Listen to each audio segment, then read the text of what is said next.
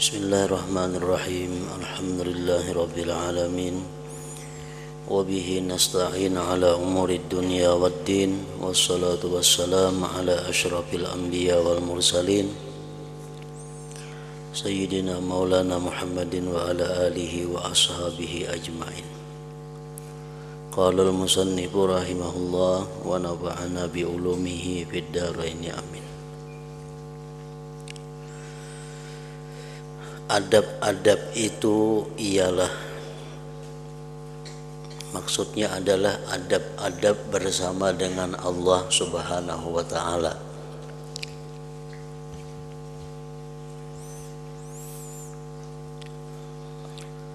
Pertama, menundukkan kepala di hadapannya.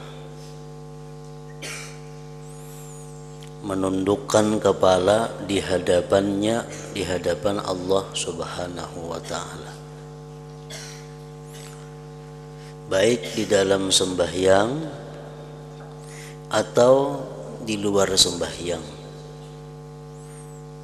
Di luar sembahyang itu baik di waktu kita berzikir, atau di waktu kita membaca Al-Quran, atau di waktu dalam keadaan tidak beribadah kepada Allah Subhanahu wa ta'ala.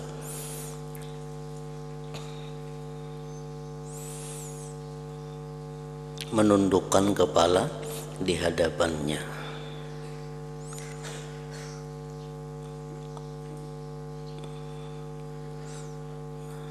Berarti kalau menundukkan kepala di hadapannya itu adalah adab bersama Allah Subhanahu wa ta'ala, maka melihat ke atas, melihat ke kiri, ke kanan, ke belakang, atau huhulingangnya kita, itu kada beradab dengan Allah Subhanahu wa ta'ala. Dalam sembahyang umpamanya, nah kita jangan ke atas, jangan ke kanan, jangan ke kiri. Walaupun kada membatalkan sembahyang kalau hanya sekali-sekali, kada berturut-turut, tapi itu sudah di luar beradab dengan Allah Subhanahu wa ta'ala. Atau di luar sembahyang kita membaca Al-Quran atau membaca wirid atau membaca apa, kita memandang kepala ke atas, ke kiri, ke kanan, termasuk kada beradab dengan Allah Subhanahu wa ta'ala. Makanya itu walaupun kita umpamanya di luar sembahyang itu hafal Yasin yang kita baca, kita hafal surah-surah Al-Quran, disitulah kebaikannya kita membaca Al-Quran itu dengan menggunakan Al-Quran. Karena dengan membaca Al-Quran, memakai Al-Quran itu sekada-kadanya mengurangi kepala kita ke situ kemari. Kan lain pahalanya kalau kita membaca Quran itu bahapal, lalu membaca Quran itu dengan memandang Al-Qurannya. Dengan memandang Al-Qurannya, di situ bukan hanya mulut kita yang beribadah, tapi mata kita pun juga ikut beribadah.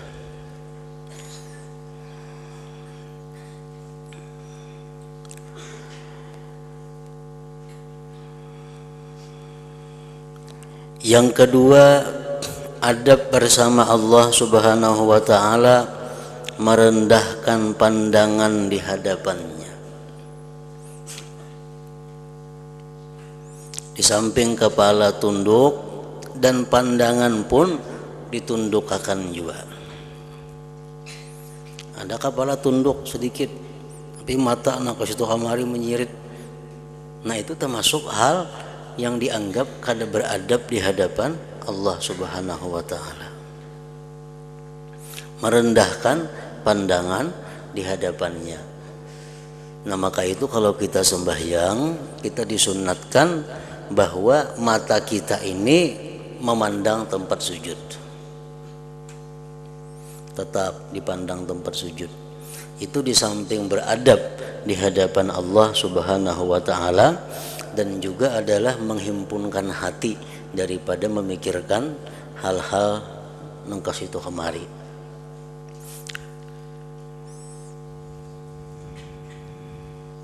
Sebagaimana disebutkan oleh para ulama bahwa di dalam sembahyang itu kiblat badan, kiblat dada adalah Baitullah, kiblat mata adalah tempat sujud, kiblat hati ingat kepada Allah Subhanahu wa taala. Nah, jadi dengan kita sembahyang itu dada kita arah ke kiblat, mata kita melihati tempat kita sujud, dan hati kita ingat kepada Allah Subhanahu wa taala. Nah, itu sempurna sudah kiblat kita.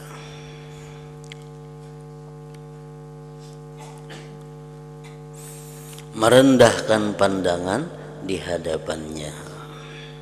Bukan Bapak jam. Bapak jam itu artinya kadang merendahkan pandangan, Bapak jam itu kadang melihat sama sekali. Mana baiknya Bapak jam lawan kada Bapak jam, baik sembahyang atau membaca Quran atau berzikir atau berwirid. Kalaunya kita kau menjaga hati dalam keadaan kada Bapak jam, maka lebih baik kada Bapak jam. Tapi kalau kita anggap bahwa Bapak jam mata itu menghusukkan hati, dianggap bahwa Bapak jam mata itu membulatkan hati ingat kepada Allah, lebih baik Bapak jam daripada kada Bapak jam.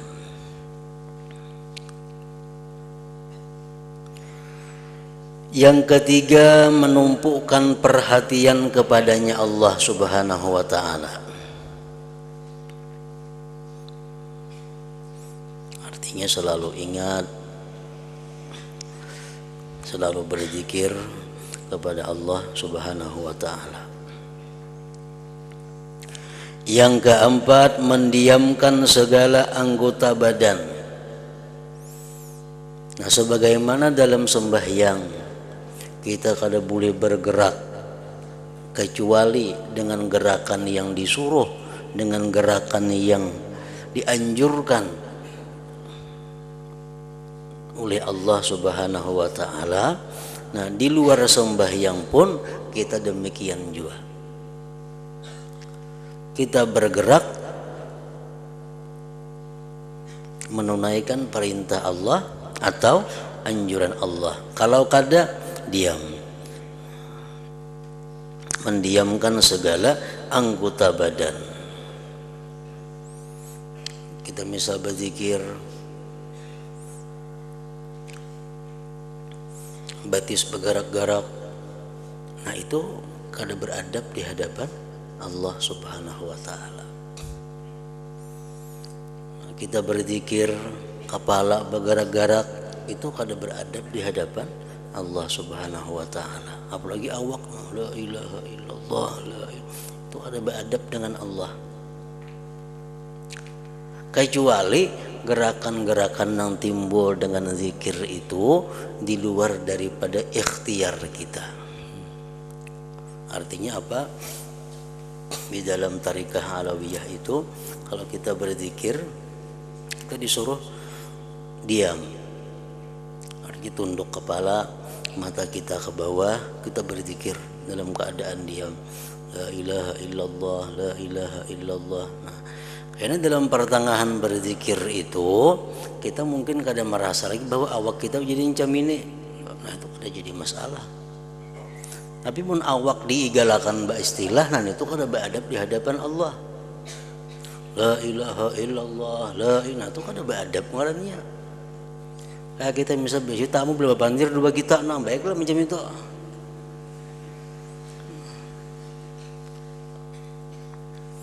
Nah, kalau sudahnya asik berzikir, hatinya sudah kada ingat lagi lawan jasmaninya, hatinya tertumpu kepada Allah, lalu awaknya itu menimbulkan gerakan-gerakan yang di luar daripada usahanya, itu kada jadi masalah.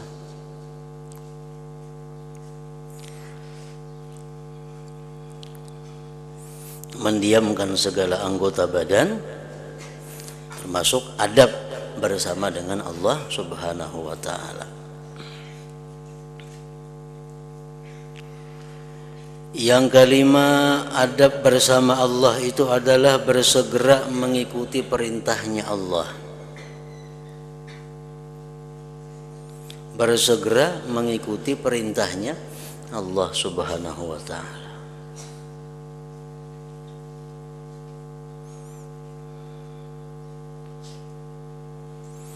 Yang keenam, menjauhi larangannya. Itu termasuk adab.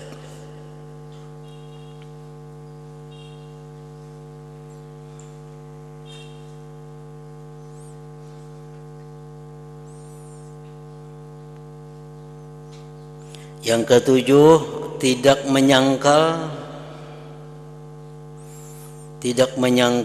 menunjukkan rasa tidak puas hati terhadap takdirnya Allah.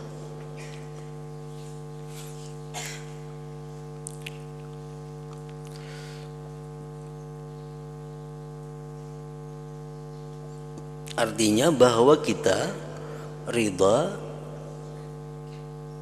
dengan apa yang telah ditentukan oleh Allah Subhanahu wa ta'ala. Dalam setiap saat kita manusia kadang akan bisa lepas daripada qada dan qadarnya Allah. Itu wajib kita i'tikadkan demikian di dalam hati. Setiap detik saat kita kadang akan bisa terlepas daripada ketentuan Allah. Kalau kita beranggapan bahwa ada saat di mana kita bergerak atau berdiam di luar dari kehendak Allah, maka kita sudah keluar daripada i'tikad yang benar, atau kita sudah menjadi orang yang bukan Islam lagi. Kita beriktikad bahwa ada gerak-gerik kita ini yang di luar daripada ketentuan Allah. Nah, itu berbahaya. Nah, setiap saat kita kadang akan lepas daripada ketentuan Allah. Ketentuan Allah kepada kita apa? Pertama, taat. Nah, kadang-kadang kita memperbuat taat kepada Allah. Apapun taat yang telah kita hasilkan, apapun taat yang telah kita kerjakan, kita ridha. Karena itu ketentuan Allah. Jangan sangkal hati. Umpamanya kita puasa sudah parak buka, sudah parak pukul 6 hari. Lalu si perempuan ini haid. Jangan sangkal hati. Karena itu adalah ketentuan Allah. Mulai subuh sudah kadang makan kadang minum puasa. Tinggal 2 menit lagi buka pas haid si bini-bini ini. Otomatis puasanya batal. Nah, itu bisa menimbulkan kadang-kadang sangkal hati. Beribadah kada sampai kepada yang ditentukan. Artinya mengqadha seharian pulang, mengqadha pada sudah sehari puasa hitungannya. Nah, demikian pula halnya kita misal mengamalkan sesuatu amalan. Nang ujar Nabi, siapa yang mengamalkan sembahyang berjamaah siap 40 hari berturut-turut, dia akan terlepas daripada munafik dan neraka. Gawi sehari, 2 hari, sampai sudah 39 hari betul-betul garing kita kada kau sembahyang berjamaah. Nah, itu bisa menimbulkan kita jengkel di dalam hati. Nah, bila kita jengkel dalam hati karena hal-hal seperti itu, berarti kita sudah kada ridha dengan ketetapan Allah Subhanahu wa ta'ala. Jadi perbuatan taat itu pun bisa menimbulkan kita kada ridha. Nah, semestinya kalau kita beradab dengan Allah, kita beradab dengan Tuhan kita mesti ridha kepada segala ketetapan Allah. Ketetapan Allah yang kita terima dalam setiap saat ini ada kalanya taat. Yang kedua, maksiat. Kita berbuat maksiat itu sudah ketetapan Allah.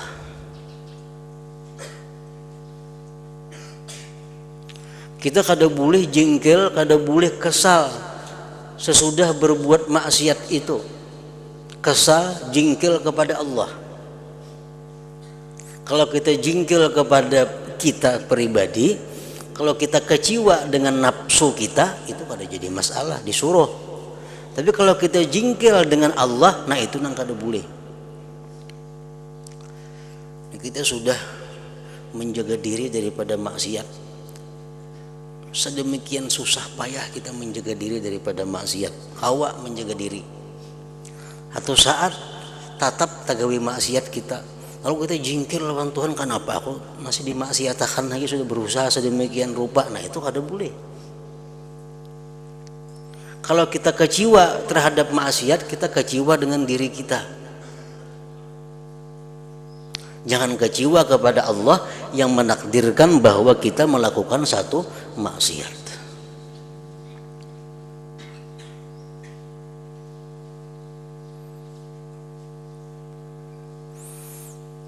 Nah, kemudian yang ketiga, ketentuan Allah Subhanahu wa taala kepada kita adalah nikmat. Setiap saat kita kada bisa lepas daripada nikmat Allah. Nikmat apapun yang diberikan Allah kepada kita, jangan sampai jengkel kita menerimanya. Jangan sampai kita kecewa menerima nikmatnya itu. Hari ini kita berusaha berdagang atau menurih atau apa, sekalinya dapat nikmat cuma 5.000 rupiah. Kalau kita kecewa, nah itu kada boleh. Jangan dipandang 5.000-nya, jangan dipandang 1.000-nya, itu jangan dipandang. Tapi yang kita pandang adalah itu pemberian dari Allah. Bahwa ini kiriman dari Allah Subhanahu wa taala.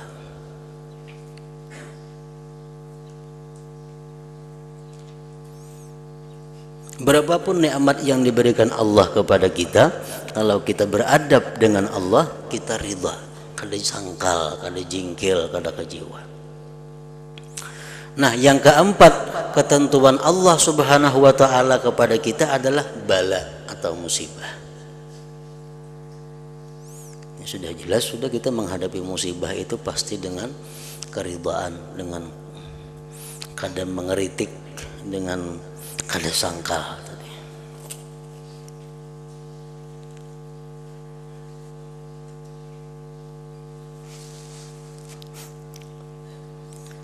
Yang ketujuh, adab kita kepada Allah, adab kita bersama Allah, tidak menyangkal, menunjukkan rasa tidak puas hati terhadap takdirnya Allah. Takdir Allah kepada kita 4 macam tadi. Ada kalanya kita saat ini ditakdirkannya taat, ditakdirkannya dapat nikmat, ditakdirkannya memperbuat maksiat, ditakdirkannya mendapat bala.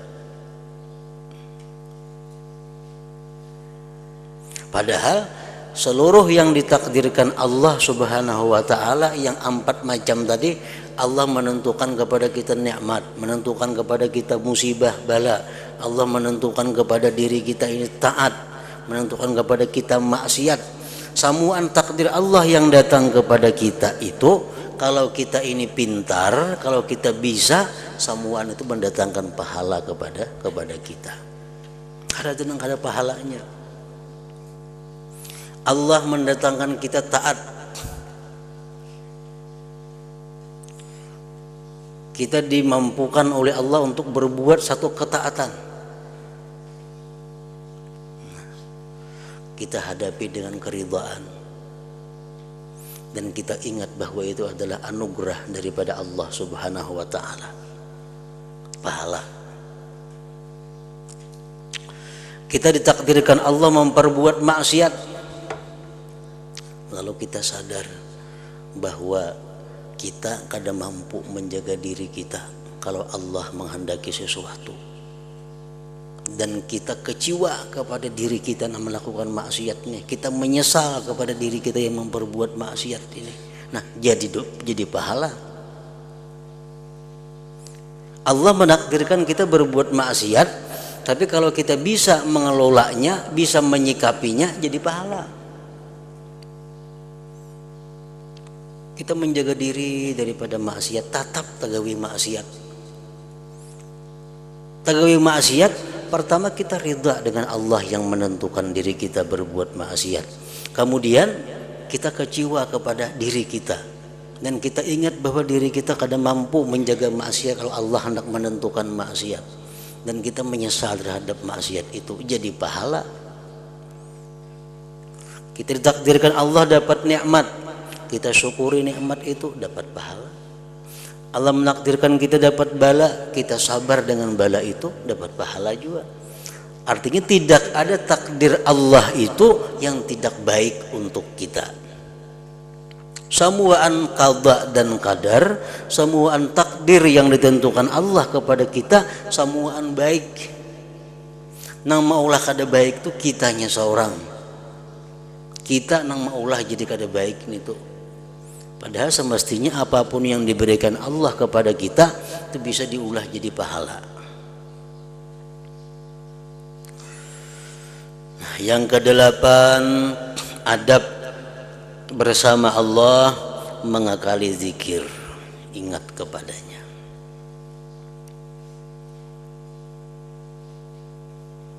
Mengakali zikir, ingat kepadanya Allah Subhanahu wa ta'ala.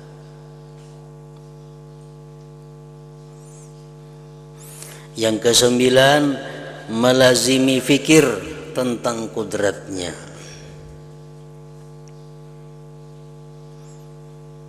Melazimi fikir tentang kekuasaan Allah.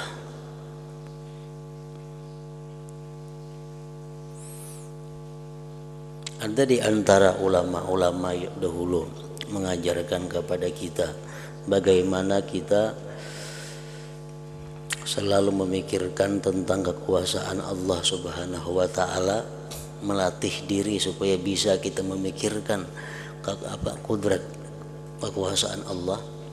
Mereka mengajarkan caranya adalah antara lain, setiap kali kita melihat sesuatu, kita biasakan mengucap Rabbana ma khalaqta hadza batila.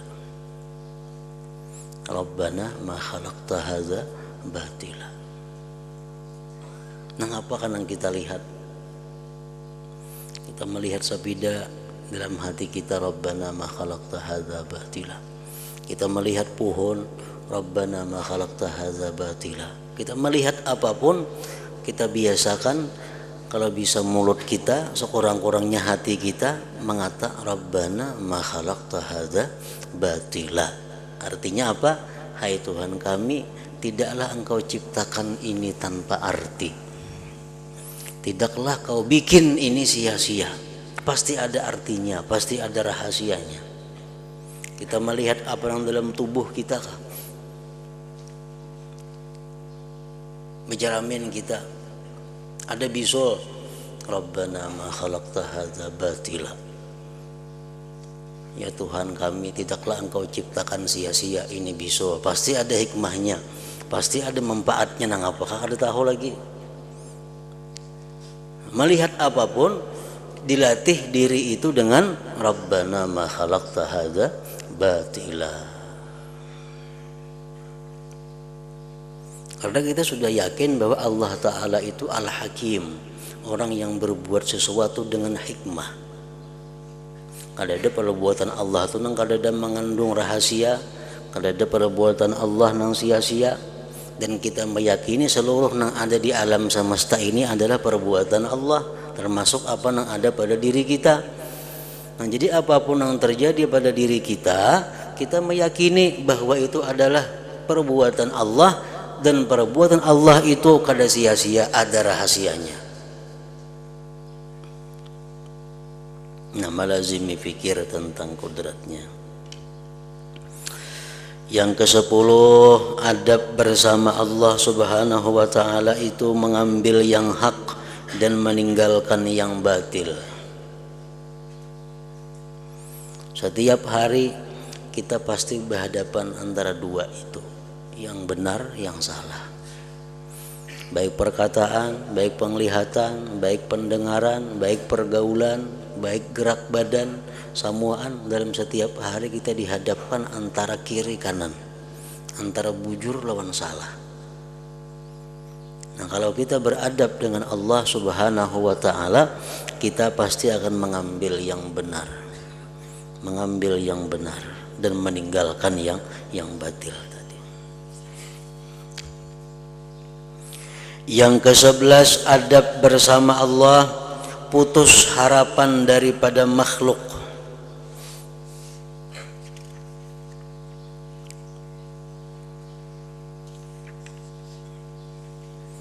Putus harapan daripada makhluk. Kita kadang mengharapkan si fulan itu memberikan sesuatu kepada kita. Kita kadang mengharapkan si fulan itu menyayangi, menghormati, mencintai kita. Kita kadang mengharapkan makhluk Allah itu, siapapun makhluk Allah, kita kadang mengharapkan dia itu memperhatikan kita.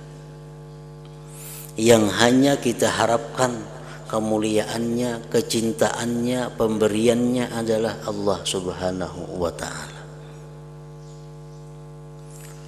Bila kita mampu demikian, maka seluruh makhluk Allah akan diperintahkan Allah untuk menghargai kita. Aku kadang mengharapkan pemberian nikah, nangku harap itu pemberian Allah. Aku kadang mengharapkan ikam itu mencintai aku, tapi nangku harapan Allah mencintai aku.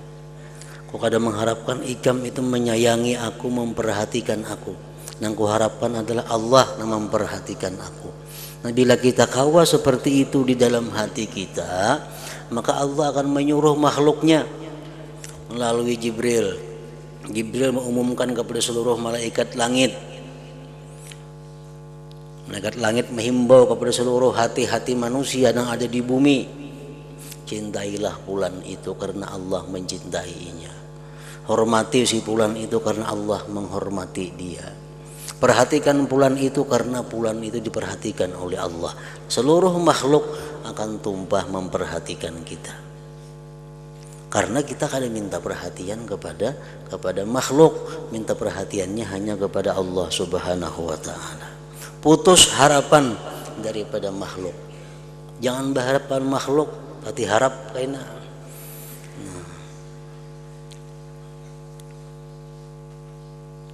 Kita berharap mudahan nyambari aku, kada bakal diberinya. Tapi kalau kita berharap mudahan Allah memberi aku, Allah akan memberi. Lewat siapa karena Tuhan beri kita? Bisa lewat yang kita maksud itu orangnya, bisa lewat yang lain. Kalau kita berharap minta kepada Allah.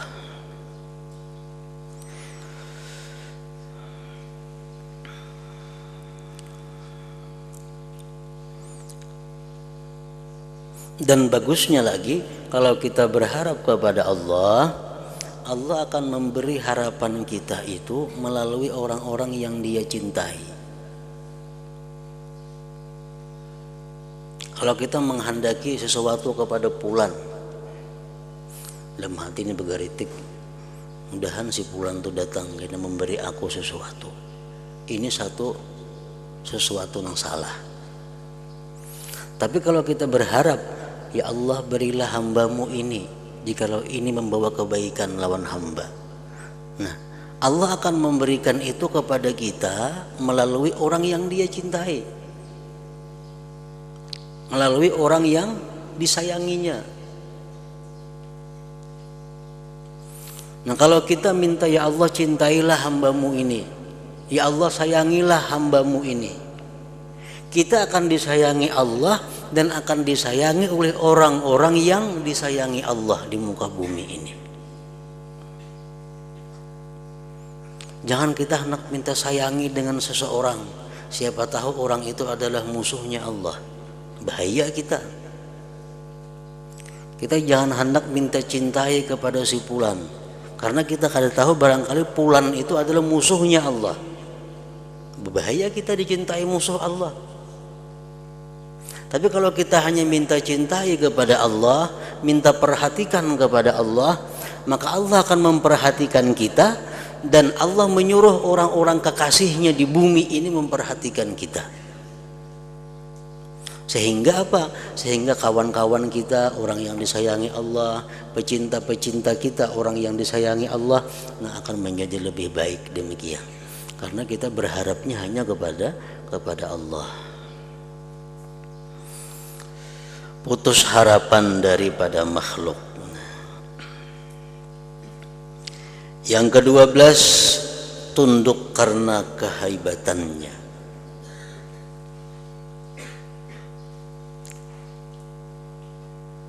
Tunduk karena kehebatannya.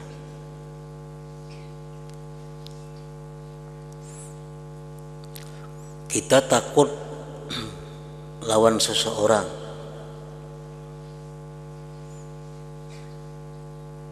karena mungkin orang itu jahat. Kita takut. Kita takut kepada seseorang karena orang itu orang mulia. Bisa kalau terjadi. Kita takutan lawan si Fulan itu, ini penampilingan orangnya. Bisa. Kalau kita berpandir, hati-hati lawan inya. Karena orang ini kayak itu. Orang ini bila kalau dihormati, sarik.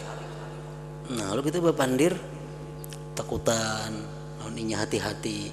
Nah, kehati-hatian kita itu karena apa? Karena takutan orang ini jahat. Itu paling gak ada baik manusia sudah orang itu. Sejahat-jahat manusia orang yang ditakuti karena kejahatannya, orang yang dihormati karena kejahatannya. Itu paling jahat manusia. Orangnya kadang-kadang kada dihormati itu bisa menyakiti kita, nggak dihormati, kita hormati ya karena takutan bang. Nah ini sejahat-jahat manusia orang tersebut karena dia dihormati kejahatannya. Ada orang itu dihormati karena kewibawaannya. Nah, orang ini punya sifat-sifat yang mulia. Orang ini punya sifat-sifat kesempurnaan. Orangnya punya kedudukan yang tinggi, orangnya punya sifat-sifat yang mulia. Kita pun takutan juga hadapan sidin itu. Hati-hati kita berpandir. Bukan takut ditampilin sidin kada, bukan takut ditendang sidin kada. Cuma kita takut lawan sidin itu karena apa? Karena haibahnya, karena kewibawaannya. Nah kita kepada Allah subhanahu wa ta'ala ini takut. Takut kita kepada Allah kenapa? Untuk orang-orang awam inya takut kepada Allah itu karena Allah punya siksa yang pedih. Untuk kebanyakan umum muslimin, kebanyakan orang muslimin takut kepada Allah karena Allah tuh bisa neraka, karena Allah bisa menyiksa, karena Allah bisa mengambil harta, karena Allah bisa mengambil nyawa, karena Allah bisa berbuat semaunya. Takutan lawan Tuhan. Nah itu orang-orang awam. Bagus juga itu. Yang lebih bagus lagi, orang yang takut kepada Allah itu karena haibahnya. Aku takut lawan Allah karena Allah punya sifat keagungan, karena Allah punya sifat kekuasaan yang sangat tidak terbatas, karena Allah kaya yang maha kaya. Jadi aku segan takut kepada Allah. Nah itu yang paling bagus macam itu. Nah tunduk karena kehaibatannya. Yang ke-13, adab bersama Allah, pecah hati karena malu daripadanya. Bila kita melihat nikmat kita, pasti kita malu kepada Allah. Kalau kita memikirkan, kita meneliti, kita mengamati nikmat Allah kepada kita, pasti kita malu lawan Allah itu. Kita dijadiakannya jadi macam ini, kita dibantunya setiap detik, kita diberinya macam-macam, tapi kita seringkali lupa kepada Allah. Bahkan kita seringkali melanggar napa nang diperintahnya, kadang memperbuat napa disuruhnya, memperbuat napa nang dilarangnya, menghinakan kitab Al-Qur'annya, kita kadang memuliakan orang yang dimuliakannya. Nah, kalau kita mengingat nikmat Allah yang ada pada kita, kita menjadi malu kepada Allah. Kita merasa malu, pecah hati karena malu daripadanya.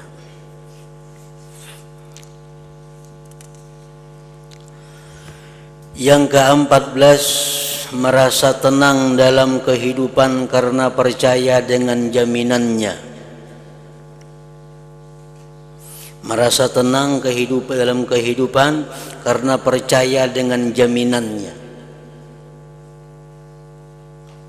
Hidup kita ini tenang dengan Allah. Itu nang bujur.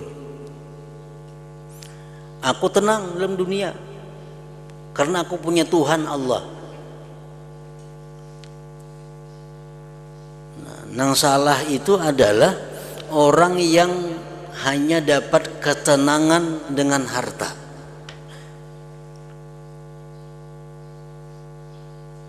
Hidupnya ini kada tenang, gelisah. Dia bila dapat duit 1 juta, tenangnya, lapang hatinya.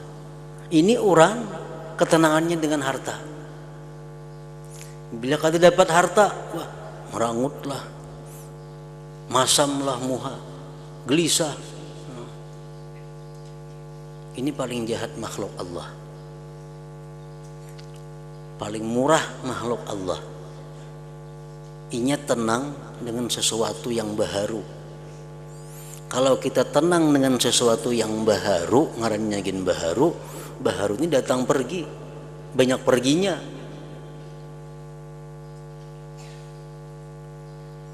Jadi jangan sampai kita itu merasa tenang dengan makhluk, tapi hendaknya kita merasa nyaman, merasa tenang kalau kita ingat bahwa aku ini adalah hamba Allah, aku ini adalah ciptaan Allah, aku ini adalah peliharaan Allah, aku ini adalah yang diperhatikan oleh Allah.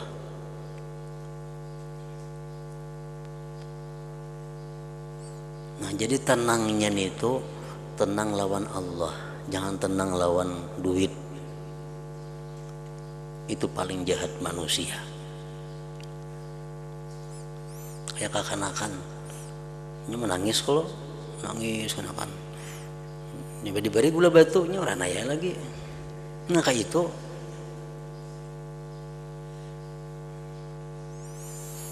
Yang kedua, orang yang tenang dengan manusia. Orang yang tenang dengan manusia, hidupnya rasa kada aman, rasa susah. Begitu datang si fulan, nyaman hati, tenang, rasa aman dalam dekat lawan inya, hilang kecemasan. Nah ini orang merasa aman, merasa tenang dengan manusia, itu pun salah juga. Kenapa? Karena manusia itu baharu juga. Nang baharu bisa mati, kayaknya inya mati gelisah pulang seorang.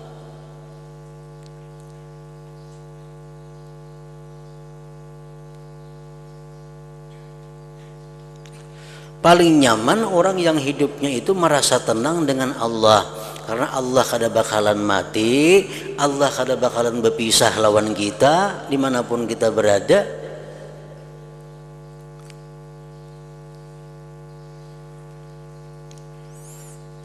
Jadi jangan merasa tenang dengan benda, jangan merasa tenang dengan manusia.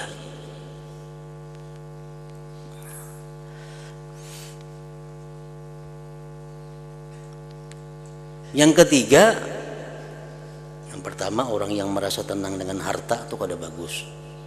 Orang yang merasa tenang dengan manusia kada bagus.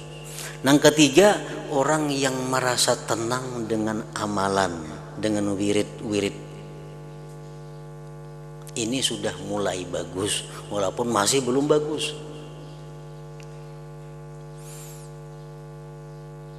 Ini bila membaca Yasin, tenang hatinya.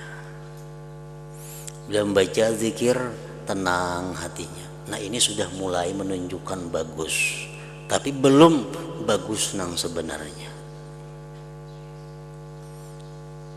Ini sudah masuk dalam Al-Quran, alladzina amanu wa tatma'innu qulubuhum bizikrillah.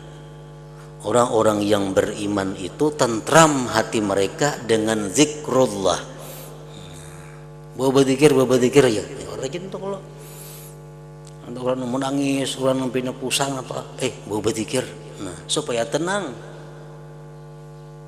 Amun yang disuruh nih orang beriman, berzikirnya tenang. Al-Quran mengatakan alladzina amanu wa tatma'innu qulubuhum bi dzikrillah. Bila disuruh berzikir kada mampan juga orang kada beriman ngarannya. Al-Quran mengatakan orang-orang yang beriman itu tentram hatinya bila dengan zikrullah.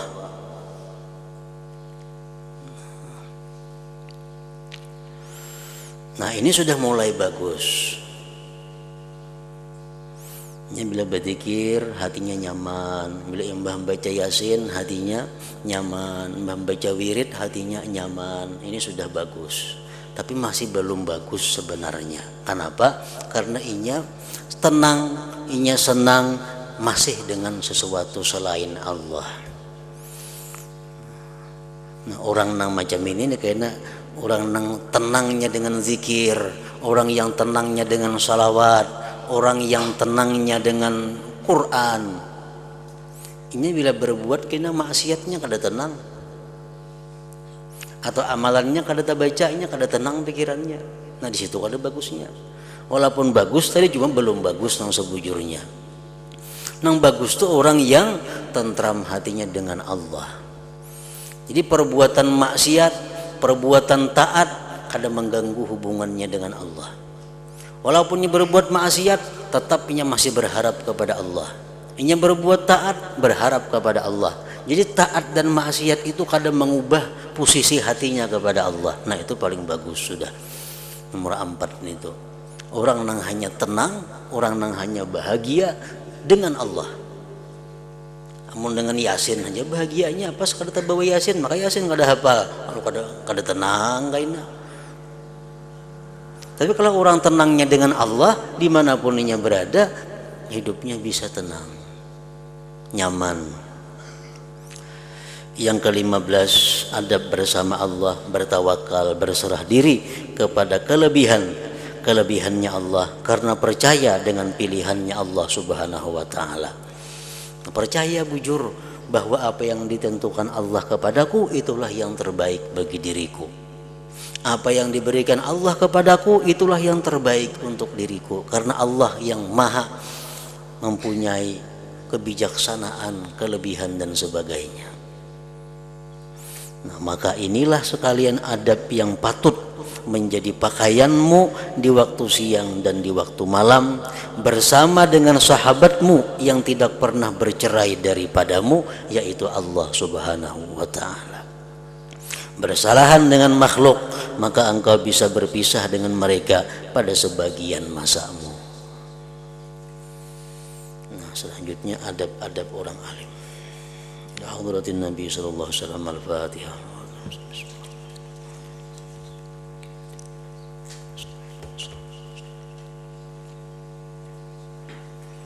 Bismillahirrahmanirrahim. Alhamdulillah rabbil alamin. Allahumma shalli wa sallim ala sayyidina Muhammad wa alihi wa sahbihi ajma'in.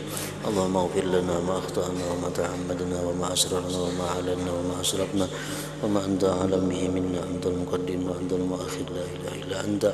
Sallallahu alaihi wa sallam Muhammad wa alihi wa sallam.